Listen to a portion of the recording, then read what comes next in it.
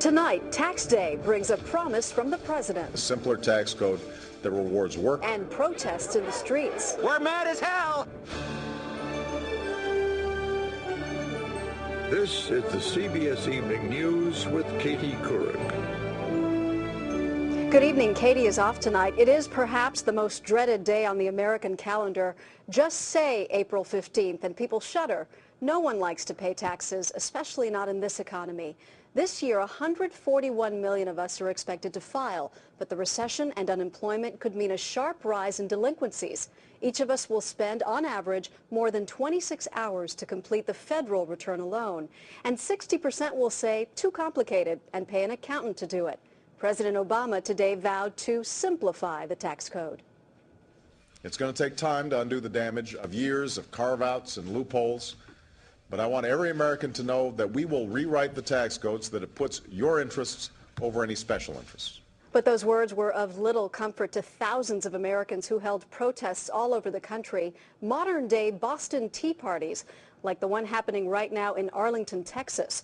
Dean Reynolds tells us these people are angry about an increase in government spending and the increased taxes they fear will follow.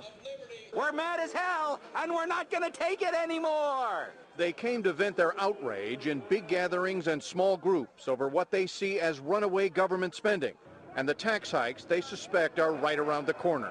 You're no longer a citizen. You're just a source of income. Big spending, bank bailouts, or back taxes owed by cabinet secretaries. The anger stretched from Boston to San Diego. Hey, hey! Ho, ho! The Federal Reserve has got to go!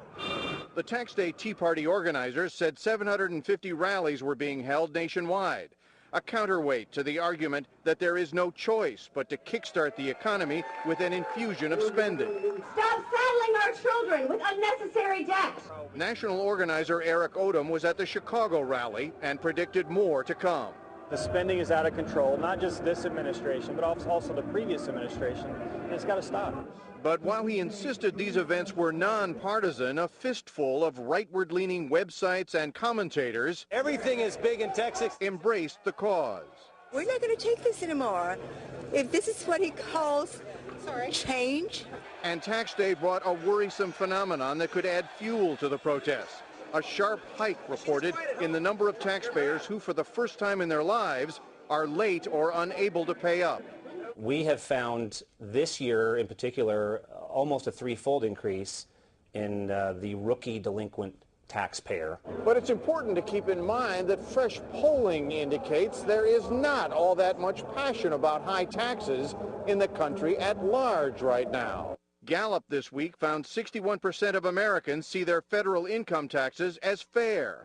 Americans, it said, view their taxes as positively as they have in the last 60 years.